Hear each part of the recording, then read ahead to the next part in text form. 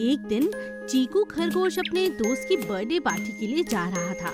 उसे बहुत गर्मी लगी। सूरज की किरणें तेज थी। चीकू चलता चलता थक गया।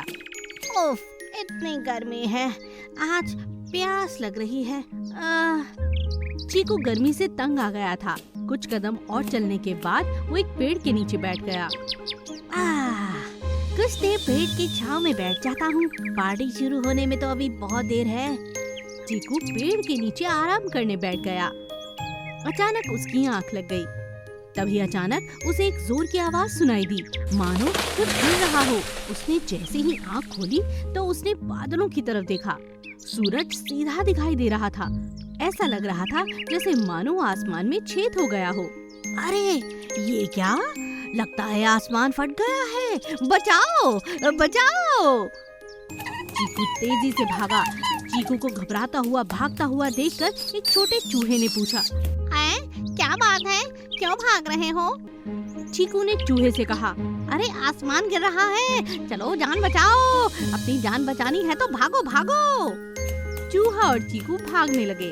तभी उनकी नजर बिल्ली पर गई। बिल्ली ने जब उन्हें देखा, अरे तुम दोनों यूं भाग क्यों रहे हो? क्या बात है? चीकू ने बिल्ली से भी कहा, अरे बिल्ली रानी, अपनी जान बचानी है तो भागो, आसमान फट गया है, जल्दी करो। बिल्ली भी उन दोनों के साथ भागने लगी। ऐसा करते करते जंगल के कई सारे जानवर खरगोश के पीछे पीछे भागने लगे। शेर ने सभी जानवरों को भागते देखा, हैरान रह गया और पूछने लगा, क्या बात है, क्यों भाग रहे हो तुम सब? चीकू शेर के पास गया और आसमान टूटने वाली बात कहने लगा। शेर महाराज, आप महान हैं, लेकिन आसमान गिर रहा है।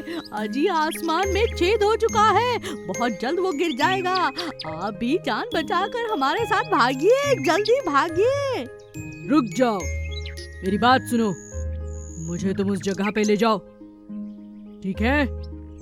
चीकू डर गया और शेर को उस पेड़ के पास ले गया। शेर हंसने लगा और कहा, अरे बेवकूफ, ये आम का पेड़ है और यहाँ कोई आसमान नहीं, बस एक बड़ा सा आम गिरा है, जिसकी वजह से तुम इतना डर गए। और वो देखो, सूरज में जरा से बादल आ गए हैं, इसलिए तुम्हें लग रहा है कि वहाँ छेद हो चुका है। ऐसा नहीं है, मूर्ख। चीकू और बाकी सभी जानवरों को अपनी बेवकूफी पर शर्मिंदगी हुई। कुतबुल्लापुर नाम के गांव में एक बैल रहा करता था। रोज बैल चरने के लिए जाता था, लेकिन वह बहुत आलसी होने के कारण उसे चल के जाना पसंद नहीं आती थी। बैल को उड़ने का बहुत शौक था, इसीलिए वह जब भी देखो आसमान में उड़ने वाले पक्षियों को देखता रहता था। किसी भी दिन उसे भी उन पक्षियों के साथ उड़ने का सपना देखता था।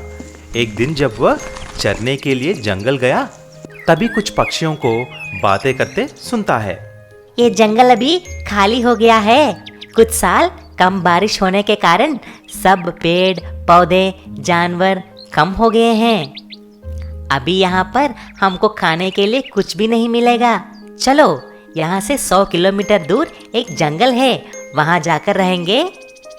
ये बात सुनते ही बैल को भी वहाँ जाने का मन करता है। तभी वह अपने गांव के साइंस टीचर के पास जाता है।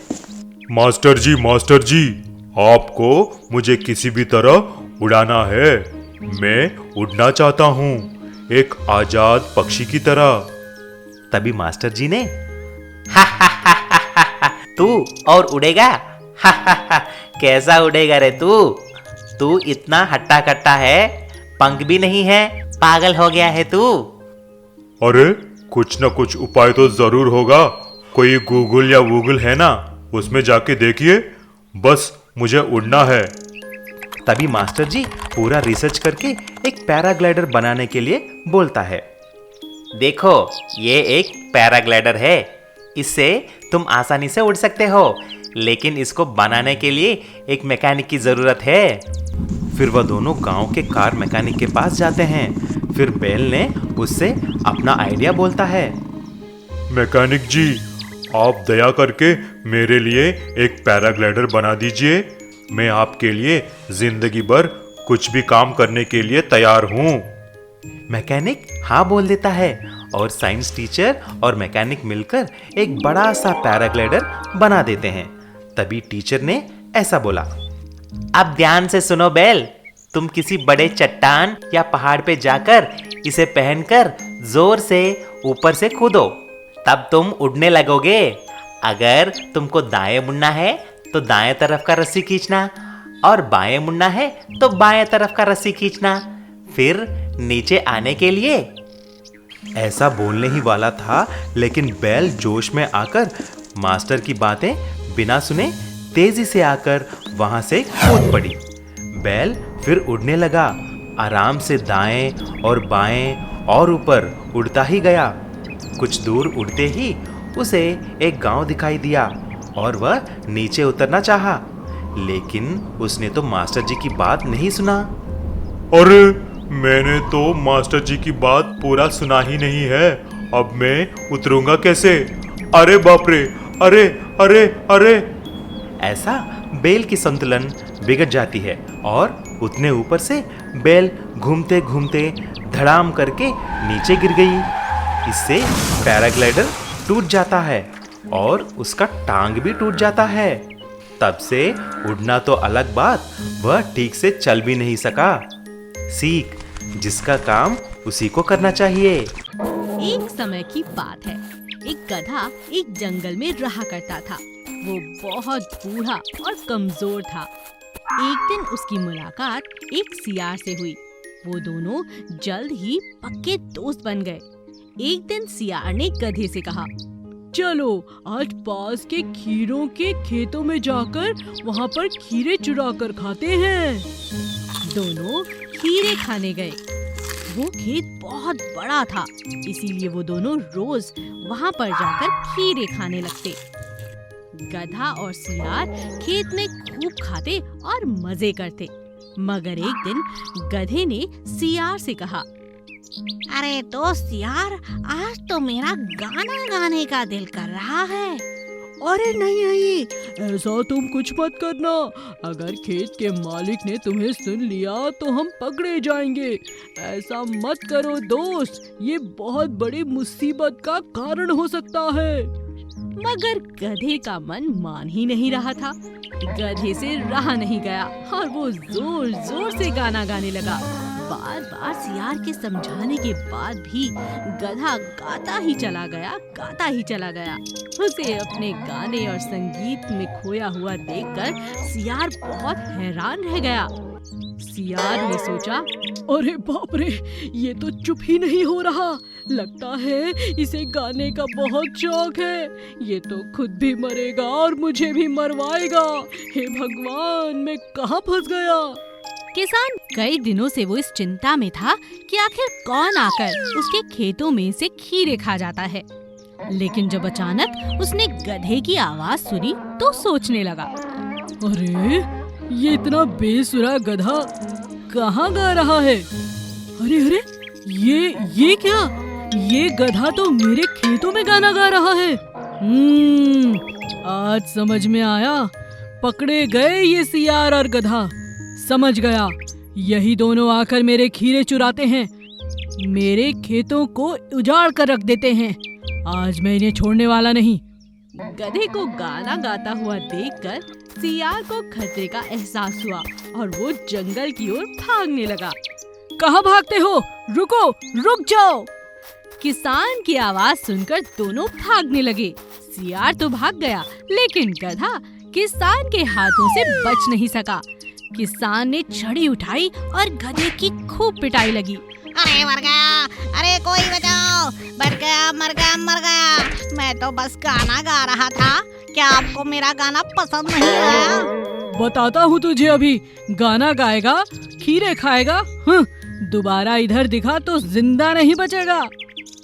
मार खाने के बाद भागता हुआ गधा सीधा सियार के पास पहुंचा और कहने लगा, अरे बाप रे बाप, सियार भाई, बहुत पिटाई खा ली मैंने आज के बाद कानों को हाथ लगाता हूँ।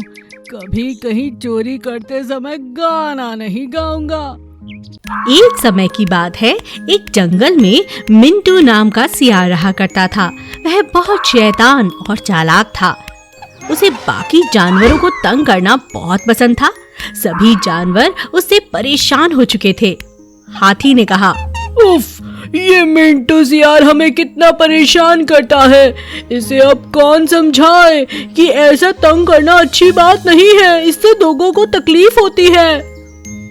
हाँ हाँ हाथी भाई, तुम ठीक कहते हो। कल ही सियार ने मेरी पूंछ को पेड़ पर बांध दिया था। हाँ, सियार ने ही कुछ दिन पहले मेरे कान पकड़ मुझे तंग किया। सियार बहुत बुरा है। एक दिन रात के वक्त जब सभी जानवर सो रहे थे, तब सियार के मन में एक तरकीब आई। अब सब सो रहे हैं, इन सभी की नींद खराब कर देता हूँ। क्या करूँ? कुछ मजेदार करना होगा। सियार हाथी की ओर गया, लेकिन अचानक उसे जंगली कुत्तों की आवाज सुनाई देने लगी। अरे नहीं, ये जंगली कुत्ते कहाँ आ गए? भागो भागो, जान बचाकर भागो।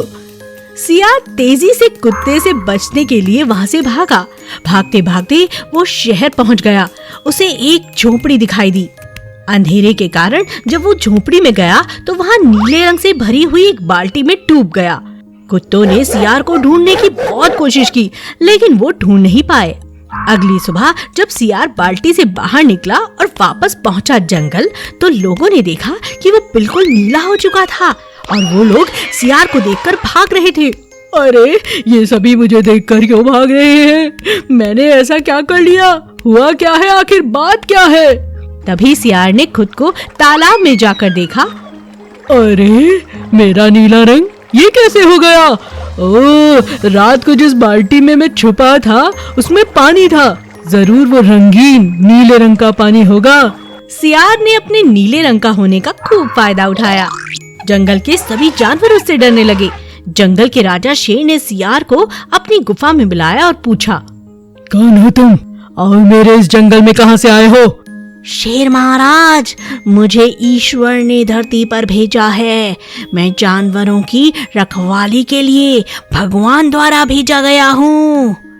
शेर ने सियार की बात मान ली और उसे हर तरह की सुख सुविधाएं दी। लेकिन एक दिन जब सभी जानवर सियार की सेवा कर रहे थे, तभी पास ही के एक सियार का झुंड चिल्लाने लगा। नीला सियार यह सब सुनकर रुक नहीं पाया। वो भी झुंड के साथ चिल्लाने लगा। सभी जानवर यह सब देखकर हैरान रह गए। शेर ने सियार की चालाकी समझ ली और उसे पानी में फेंक दिया। सियार के ऊपर लगा नीला सारा रंग उतर गया और जानवरों को पता चल गया कि ये और कोई नहीं, अपना ही सियार है, जो नीला सियार बनकर सबको धोखा दे रहा था।